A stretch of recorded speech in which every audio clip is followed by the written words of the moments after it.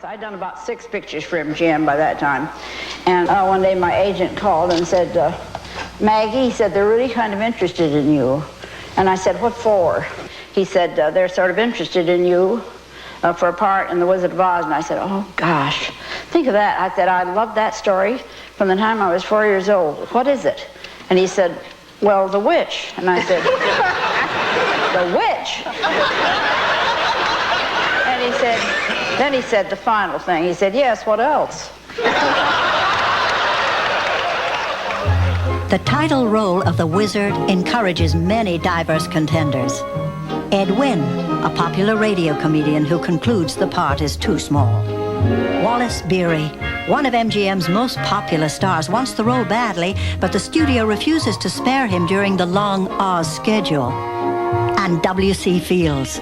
Everyone at MGM is impressed by his recent triumph in David Copperfield, but Fields haggles endlessly over his salary and time runs out.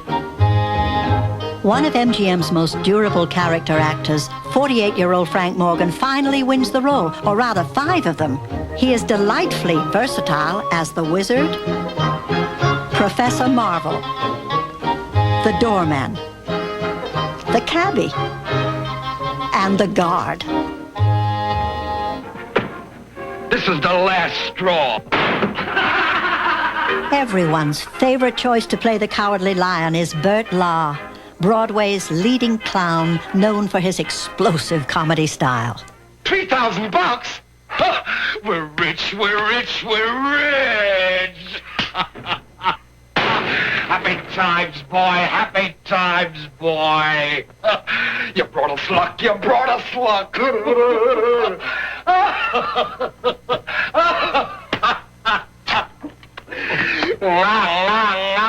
Take him away, take him away! He was a very raucous, loud, energetic, low comic. And really, the only way he could make it in Hollywood, given that energy, was as an animal. Because as a real person, blown up 8 times larger than life, that energy was kind of oppressive to the paying customer. But as an animal, it was perfectly acceptable. Shame on you! What did you do that for? I didn't buy them. No, but you tried to. He had been a bank clerk, a vacuum cleaner salesman, and an accountant. Not the usual background for an acclaimed Broadway star. Now under contract to MGM, Ray Bolger is thrilled to learn he will be in Oz, until he finds out that he is to play the Tin Man. I was angry. I was really upset. I loved the thought of being the Scarecrow. And I could not imagine anybody else playing the part. And I could do all the kinds of steps that I wanted to do, and it was something else.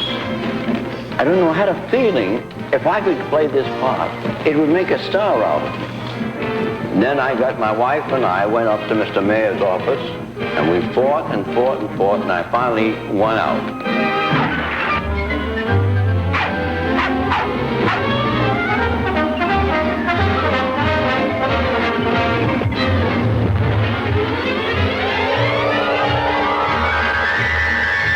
This extraordinary dance routine, directed by the inventive Busby Berkeley, makes brilliant use of Ray Bolger's unique style. Unfortunately, at the last moment, fearing the picture is running too long, the studio decides to cut the number.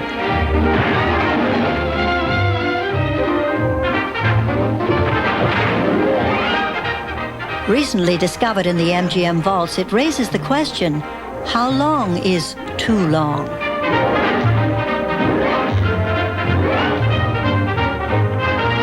Gosh, it would be awful pleasing to reason out the reason for things I can't explain. Then perhaps I'll deserve you and be even worthy of you if I only had a brain.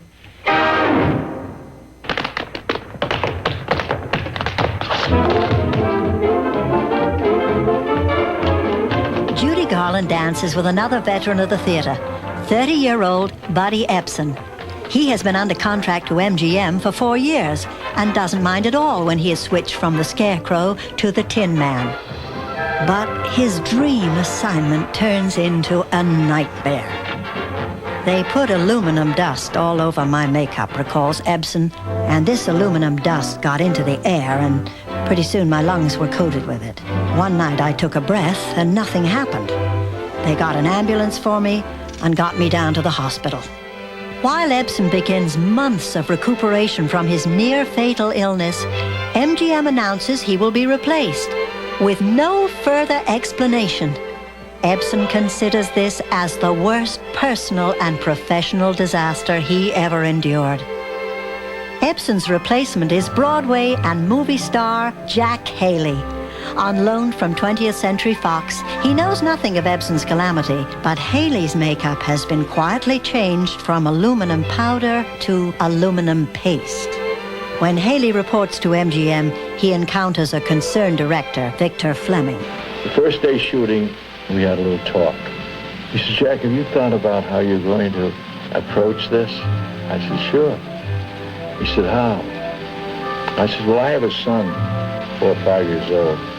And when I go home at night, he insists that I come up and tell him a story. My thinking is to have that same approach in the character. He said, well, give me an example. Well, a long time ago, I was standing here and it started to rain. That's it. That's it. And it was the right way to do it. But he knew it right away when he heard it. He knew that was what he wanted. Camera's ready. Sound is ready. Places, everybody. Quiet, please. All right, Bill, turn him over. Speed. Playback. 1, 2, 3. We come to see the wizard, the wonderful Wizard of Oz. Here he is, the wizard of a wizard, if ever a wizard there was. After weeks of uncertainty, cameras start to turn. But the troubles of Oz have only just begun. The wonderful things he does. Next, special effects secrets, on-set disasters, and Munchkin mischief is told by Judy Garland and Liza Minnelli.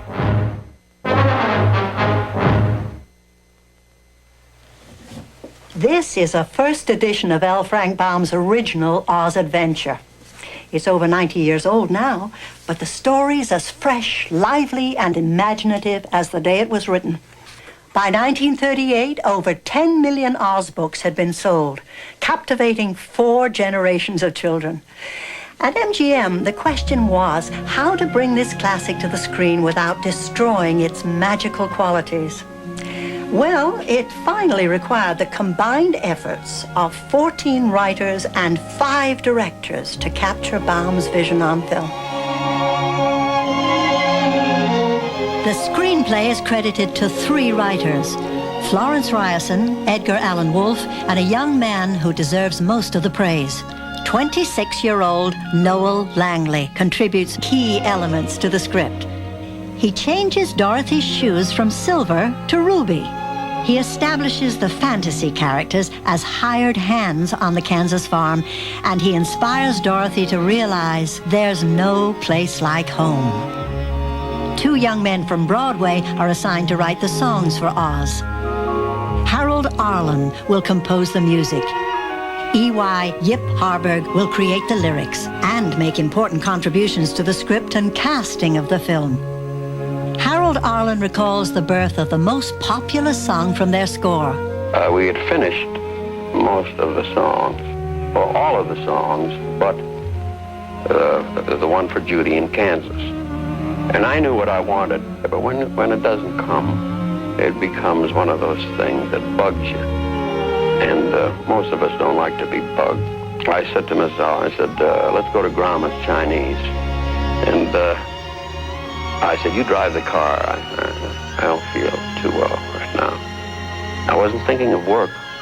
And as we drove by Schwab's drugstore, I said, pull over. And we stopped. And I took out my little piece of manuscript and put down what you know now is Over the Rainbow. Of course, it needed Mr. Harburg's lyric. An arid, colorless place. Almost no flowers there because it's so dry. The only thing in her life that was colorful at that point was, I thought, the rainbow. It was the only thing of color that she had ever seen. So I said, I must have a song with rainbow in it.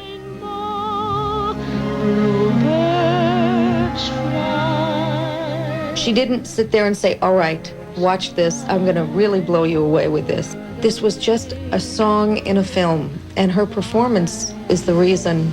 It's the most perfect marriage of a song and an artist that's ever been.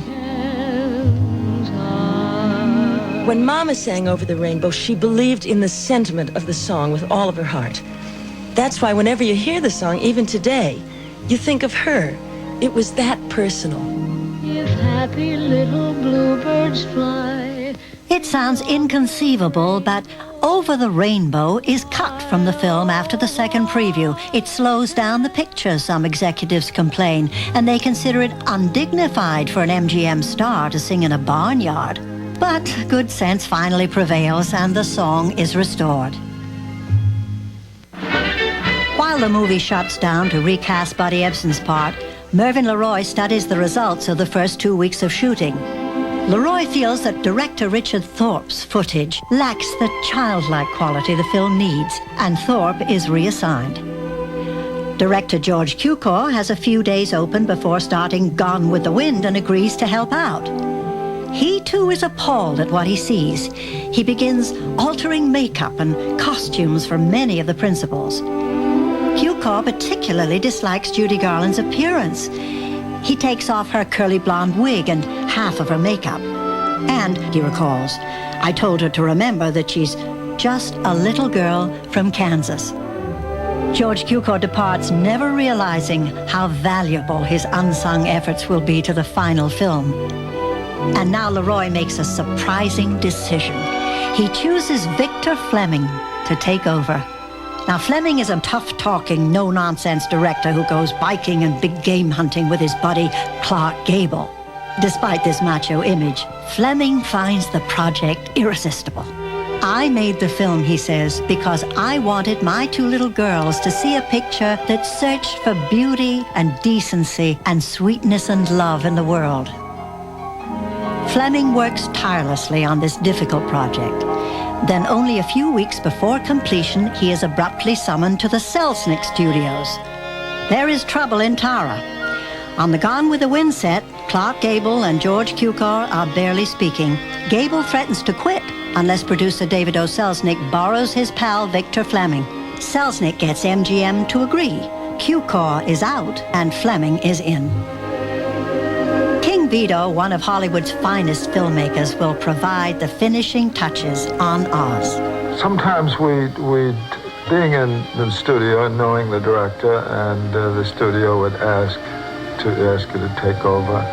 And so then they said, well, would you take over Wizard of Oz? I said I would, and I went over, and Victor Fleming was a good friend and took me around all the sets and went through the thing. And one day he left, and I took over. It was about, as I remember, it was about 2.5 weeks, 3 weeks possibly, which included Somewhere Over the Rainbow.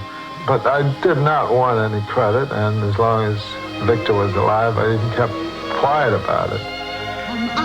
Come out. Another element of Oz falls into place when over 100 little people march into MGM, the first and last time that such a unique gathering would take place. They are billed as the Singer Midgets, but many are freelancers from vaudeville and circuses all over the world. Only a few are rowdy, most are enthusiastic, and studio workers will never forget them. Munchkin memories are very special. The young man in the middle is Jerry Marin. We represent the Lollipop Guild, the Lollipop Guild, the Lollipop Guild, and in the name of the Lollipop Guild, we wish to welcome you to Munchkin Land. And that's when I handed Judy Garland the lollipop.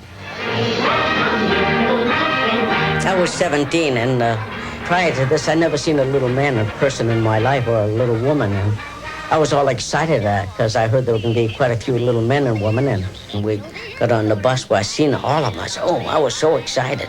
Little guys just like me. And I watch how they walk and I watch how they talk. And it was exciting. I said, my goodness, here I am.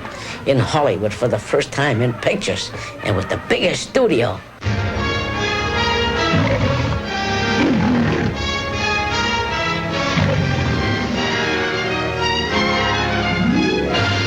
He's known as Leo the Lion's best friend. A. Arnold Gillespie, everyone calls him Buddy, is Hollywood's dean of special effects. And Oz presents him with his greatest challenge.